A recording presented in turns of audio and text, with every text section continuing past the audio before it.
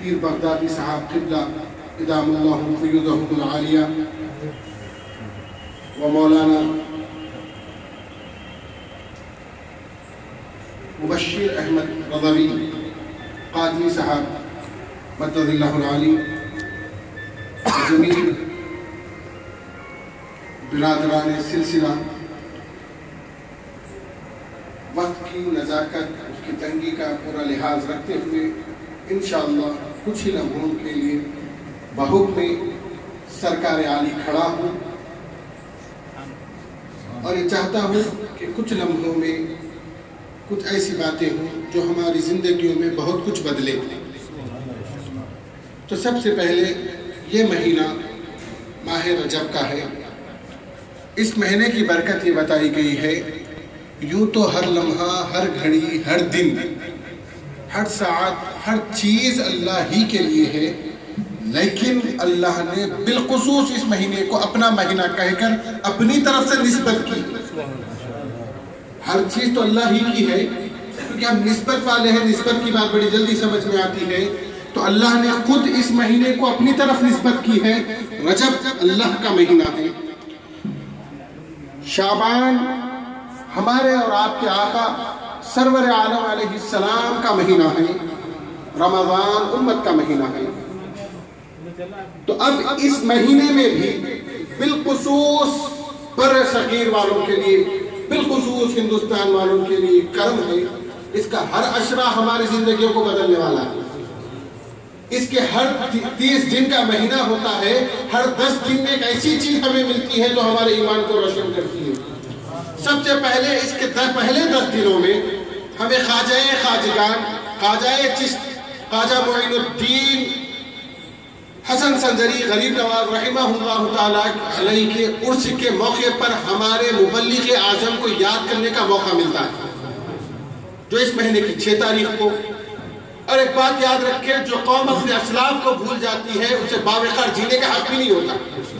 اور بالخصوص ہم ہندوستان والوں پر کرم ہے غریب نواز کا، نہ جنگ کے تلوار کے کوئی انتظام کر رہے تھے، صرف اپنے ساتھ اخلاق رسول لائے تھے، مفسر تھے پھر بھی قرآن نہیں لائے بتائے تھے، فقیہ تھے پھر بھی کوئی فتویٰ نہیں کیے تھے، اپنی زندگی کو پیکر مصطفیٰ بنا کر بتائے تھے۔ انہی کے کردار کا صدقہ ہے کہ ہندوستان مسلمان ہے۔ جب شیخنا شیخ الکل ومنازلنا ومنازل کل وقطبنا واقطاب الکل سیدی مرشدی وسیلتی محی الدین شیخ عبد القادر الحسنی والحسینی الجعفری رضی اللہ تعالیٰ یہ ارشاد فرما رہے تھے کہ تمام ولیوں کی گردنوں پر میرا سر قدم ہے۔ اس وقت خواجہ خواجگان نے کہا کہ اے سلطان الاولیاء، آپ کا قدم مبارک غریب نواز کے خواجہ معین الدین کے گردن ہی پر نہیں، سر آنکھوں پر ہے۔ ادب کا یہ لحاظ آپ نے کیا تو اللہ نے آپ کو پورے ہندوستان کی باطنی سلطنت عطا کر دی۔ تو اس سے ہمیں ہمارے اسلاف کو یاد رکھنے کا ایک موقع اس کے پہلے 10 دنوں میں ملتا ہے۔ ادب کی بات آئی تو میں ایک بات بتا دوں جو میں کئی دن سے سوچ رہا تھا، جیسے کہ نگران محفل پیر و مرشد کا حکم ہوتا ہے کہ آپ کی آمد پر کوئی اٹھے نہیں۔ اب ہر مرید کے دل میں ایک خواہش ہوتی ہے کہ شیخ کی جب آمد ہو، یوں تو چاہتا یہ ہے کہ دل نکال کر قدموں پہ رکھوں، کم از کم اٹھ کے تو ٹھہر ہو گئی۔ اب یہاں بات آ گئی حکم کی اور بات ادب کی، تو اس کا ایک بہترین طریقہ یہ ہے، یہ بہترین طریقہ پریکٹیکل لانے کے لیے میں بتا رہا ہوں۔ الامر فوق الادب، ادب حکم سے بڑھ کر نہیں ہوتا، سوائے رسول پاک کی ذات کے باقی کے سب کے لیے قاعدہ ہے۔ حضور صلی اللہ علیہ وسلم ہی کی ذات ایسی ہے، امر کو حکم کو توڑ کر ادب بجایا لایا جائے گا۔ انشاءاللہ اس موضوع پر میں پھر کبھی بات کروں، لیکن اب جو بتانا ہے اس کے لیے آپ اپنے آپ کو ایسے بتاؤ، جب آپ شیخ کی آمد ہو آپ 2 زانوں ایسے ادب سے بیٹھ جاؤ جیسے جمعہ کی نماز کے دن خطبہ ہوتے وقت ایک باکمال آدمی بیٹھتا، آپ کے ٹھہرنے کو نہیں، آپ کے بیٹھنے کو دیکھ کر سمجھنا کہ شیخ کی آمد ہونے والی ہے۔ ایسے بن جاؤ، شیخ جو چاہتے ہیں وہ کر کر دکھاؤ۔ اس واسطے آپ کوٹنے نہیں دیتے تاکہ اس محفل میں ڈسٹرب نہ ہو، تو جس سے نہیں ہونا اب چہرے پلٹا کے دروازے کی طرف مت دیکھو، دو جانو ایسے ادب سے بیٹھ جاؤ آپ کو دیکھ کر یہ سمجھنا چاہے کہ محفل جاری ہے اور باادب ہے، اس کی کوشش کریں۔ بہرحال موضوع طویل نہیں لینا چاہ رہا ہوں، تھوڑی سی بات بتا دوں۔ پھر دوسرے عشرے میں، اس مہینے کے دوسرے 10 دنوں میں، دوسرے عشرے میں ساری کائنات میں قیامت تک دین چلنے والی اصل جڑ، ولایت کی اصل بنیاد، سعادت کی اصل بنیاد، شیر خدا مولا کائنات مولا علی مشکل کشا کی ولادت کا اس مہینے کے دوسرے عشرے میں ولادت ہوئی، 13 رجب المرجب۔ اور ایک خاص خصوصیت ہے، جو لوگ آسمانوں کا علم رکھتے ہیں وہ لوگ یہ کہتے ہیں ساری کائنات چاند کو 14 کے دن دیکھتی ہے، ساری کائنات چاند کو 14 کے دن دیکھتی ہے، لیکن چاند مکمل 13 ہی کی رات میں ہوتا ہے، اور اسلام کا چاند بھی مکمل 13 ہی کی رات ابو طالب رضی اللہ تعالیٰ عنہ کے گھر میں مولا کائنات کی ولادت سے ہوا۔ حضرت عبداللہ کے گھر نبی پیدا ہوئے اور حضرت ابو طالب کے گھر سب سے پہلے نبی کو ماننے والا پیدا ہوئے۔ تو ہمارے مولا کی ولادت کے موقع پر ہم اس کو یاد کرتے ہیں۔ اب چونکہ 17 ہے وہ تاریخ گزر چکی، اب اس مہینے میں آخری 10 دنوں میں ہمارے اور آپ کے آقا علیہ السلام اب کے معراج کا واقعہ ہے۔ اب اس کو تینوں کو جب کنٹینیو اپنے ذہن میں رکھے تو ایک بات سوچے، دین آیا غریب نواز سے، دین مکمل ہوا علی کی محبت سے، اور دین آزمایا گیا معراج کے واقعے سے۔ اب کسی میں یہ 3 کوالٹیز نہ ہو تو سمجھ جانا یا تو بیچ کا ہے یا پھر قریب ادھر کا ہو جائے گا۔ کیوں؟ جو اپنے اسلاف کو نہیں مانتا وہ ولیوں کا دشمن ہوتا ہے، جو مولا کائنات کو نہیں مانے وہ خارجی ہوتا ہے، اور جو معراج کو نہیں مانے وہ کبھی سنی نہیں ہوتا۔ اب قرآن یہ کہتا ہے سبحان الذی اسری بعبدہ، اب یہ عبد کا لفظ آیا، بندے کا لفظ آیا، پورے جماعت اسلامی اہل حدیث خوش ہو گئے۔ دیکھو ہم زندگی بھر رسول کو بندہ بولے، انسان بولے، یہ لوگ نہیں مانے، دیکھو قرآن خود بولا بعبدہ، بندہ، تو ہم کہیں گے اے کم عقل، یہاں عبد بھی اس واسطے بتایا گیا ہے کہ نبی کی شان بتائی جائے۔ وہ کیسے؟ بس اتنے سے جملے پر میں پوری بات کر دوں، اس کو سمجھانے کی کوشش کروں گا، آگے نہیں جاؤں گا، وقت اجازت نہیں دیتا۔ پہلے تو اللہ فرماتا ہے سبحان، پاک ہے وہ ذات، پاک ہے تو کس سے پاک ہے؟ آپ کے ہر وہ شک و شبے سے پاک ہے۔ تم سوچ ہی نہیں سکتے کہ کتنی طاقت ہے اللہ کے پاس، تم سوچ ہی نہیں سکتے کہ قدرت کیا رکھتا ہے اپنے پاس، تم سوچو ہی مت، سوچنے کی کوئی بات ہی نہیں، اللہ پہلے سے ہر چیز سے پاک ہے۔ سبحان، پاک ہے وہ ذات، الذی، سبحان الذی بعبدہ، لے گیا اپنے بندے کو، بعبدہ لیلا من سبحان الذی اسری، اسرا کے معنی آتے ہیں عربی میں رات میں چلنا، اسرا کے کیا معنی ہوتے ہیں؟ رات میں چلنا۔ لفظ اسرا ہی یہ معنی دیتا ہے کہ رات میں چلنا، لیکن اللہ نے تاکید کے ساتھ فرمایا سبحان الذی اسری، سبحان الذی اسری بعبدہ لیلا من المسجد الحرام، پھر لیل کا ذکر اللہ نے کیا۔ یہ لمبی بحث ہو جائے گی، میرا بتانا مقصد یہ ہے کہ یہاں پر بعبدہ کا جو جملہ ہے، آج کے دور حاضر میں ایک بات عام ہو گئی کہ آقا علیہ السلام کو خواب میں معراج ہوئی تھی، یا پھر اس میں وہ روح کی معراج تھی، جسم کے ساتھ نہیں گئے تھے، تو یہ بعبدہ کا لفظ تمام کو رد کرتا ہے۔ کیوں؟ آپ ہم سن چکے، اللہ کے رسول صلی اللہ علیہ وسلم نے فرمایا اے جابر میں اس وقت بھی نبی تھا جب آدم مٹی اور پانی کے درمیان تھے، کنت نبیا بین الماء والطین، جب آدم مٹی اور پانی کے درمیان تھے اس وقت بھی میں نبی تھا۔ سمجھ میں آگئی بات؟ نبی کے لیے جسم کا ہونا ضروری نہیں، رسول کے لیے جسم کا ہونا ضروری نہیں، لیکن بندہ عبد کا لفظ جو عربی میں ہے، عبد کے لیے روح اور جسم دونوں کا ملا ہونا ضروری۔ اللہ نے یہ نہیں کہا سبحان الذی اسری بعبدہ کی جگہ برسولہ نہیں کہا، بنبی کی نہیں کہا، اللہ نے کہا بعبدہ کا، بندے کو لے گیا۔ بندہ اس وقت مکمل ہوتا ہے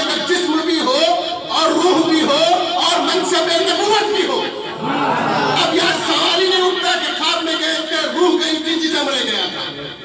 یہاں کا عبد بھی نبی کی شان بتاتا ہے. یا ایھا المزمل کا مزمل بھی نبی کی شان بتاتا ہے. یاسین کا یاسین بھی نبی کی شان بتاتا ہے. طٰہٰ کا طٰہٰ بھی نبی کی شان بتاتا ہے. یا ایھا المدثر کا مدثر بھی نبی کی شان بتاتا ہے. چاہے محمد ہو یا احمد، نبی کا ہر نام اللہ نے رکھا اور ہر نام نبی کی شان بتاتا ہے. سمجھنے کے لیے عشق کی ضرورت ہے، سمجھنے کے لیے علم کی نہیں. امام انوار اللہ فاروقی بانی جامع نظامیہ علیہ رحمت و رضوان فرماتے ہیں علماء سب نہیں ہوتے، علماء سب نہیں ہوتے. علم سے عالم نہیں ہوتا، علم سے علماء نہیں ہوتے. البتہ علم رکھنے والے کو فاضل کہا جا سکتا ہے، اسکالر کہا جا سکتا ہے، محقق کہا جا سکتا ہے، علماء نہیں. کیونکہ قرآن علماء کی صفت بیان کرتا ہے انما یخشی اللہ من عبادہ العلماء. علماء وہ ہوتے ہیں جن کو اللہ کا خوف ہوتا ہے، اور جس کو اللہ کا خوف ہو وہ نبی کی ذات میں کبھی نسخ نکالتا ہی نہیں. جس کو اللہ کا خوف ہو نبی کی ذات میں نسخ وہ ہرگز نہیں نکالتا. اور ایک بات یاد رکھے، ہمارے بالخصوص نوجوان یہ سمجھتے ہوں گے ارے نہیں وہ بھی بہت پڑے ہوئے ہیں، انہوں بھی بہت نمازاں پڑھتے، 40 کر کے 40 دن جا کے 40 مہینے انہوں باہر پھر کے آئے، دن کی تبلیغ بول کے 40 مہینے باہر پھر کے آئے، نمازاں تو اتنا پڑھتے پیشانی جا کے منہ کالا ہو جائے، گھٹا پیشانی سے پورا منہ پہ آ گیا، اتنے نمازاں پڑھتے صاحب انہوں کیسا؟ تو پھر قرآن سے پوچھو وہ کیسے؟ تو قرآن کہتا ہے جو نبی کی بارگاہ میں گستاخی کرے گا تو قرآن کہتا ہے ان تحبط اعمالکم وانتم لا تشعرون. اعمال کو ایسے ضبط کر کے پھینک دیا جائے گا کہ شعور تک نہیں ہوگا. آخر بات میں یہ بتا دوں، یہ جملہ ان تحبط اعمالکم، ان تحبط اعمالکم، اعمال ہوتے کس کے جو کرتا، اعمال کس کے ہوتے جو کرا ہوتا نا. گناہگار کے اعمال نہیں ہوتے، گناہگار کے اعمال نہیں بول رہا اللہ. خود اللہ یہ اشارہ دے رہا کہ نماز والے کو دیکھ کر میرے کو سمجھو یہ گستاخ رسول نہیں ہو سکتا. گلی گلی پھر کر دین کے نام پر اگر کوئی پھر رہا تو اس کے دیکھ کر یہ مت سمجھو کہ یہ گستاخ رسول نہیں ہو سکتا. ہوشیار ہو جاؤ، ارے گستاخ رسول ایسے چھوٹے جن کے اعمال ہم ضبط کر دیتے، اعمال والے ہی گستاخی کرتے ہیں. ایک بات یاد رکھو، صحابہ میں بھی بہت سارے اعمال والے لوگ تھے. صحابہ میں بھی صدیق اکبر جیسی عبادت آج کوئی کر سکتا؟ ارے صاحب آج غار ثور چڑھ کے جانے تڑپ جاتے. ہندوستان کی گرمی میں بھی اگر غار ثور چڑھ جائے 100 کلو کا وزن 60 کلو ہو جاتا.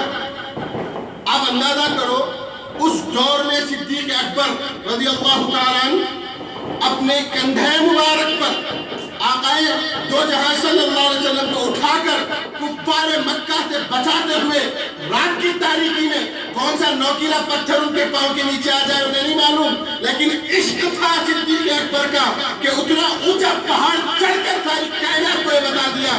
ہو سکتا ہے قیامت تک لوگ اعمال والے بنے لیکن صدیق جیسا عشق پیدا نہیں کر سکتے. آن کے کپڑوں سے وقت کا سردار ہے حضرت عمر، مکے کے وقت کے سردار ہے. نبی ہجرت کیے، مکے والوں نے قانون بنا دیا جو نبی کے ساتھ جانا چاہتا ہے آن کے کپڑوں سے نکل جائے.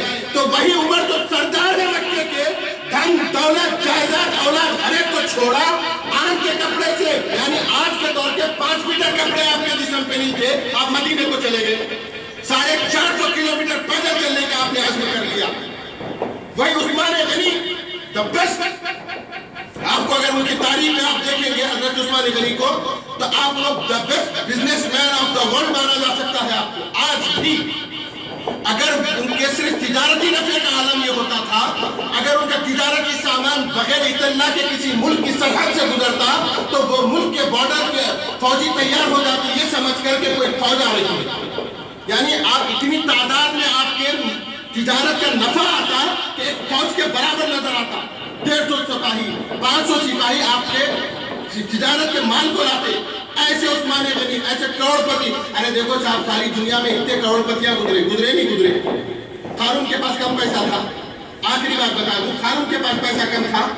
آج کسی کے پاس پیسہ کم ہے سب کے پاس پیسہ ہے. اس کے مرنے کے بعد پیسے والا کسی کو بولے آپ خود حضور نظام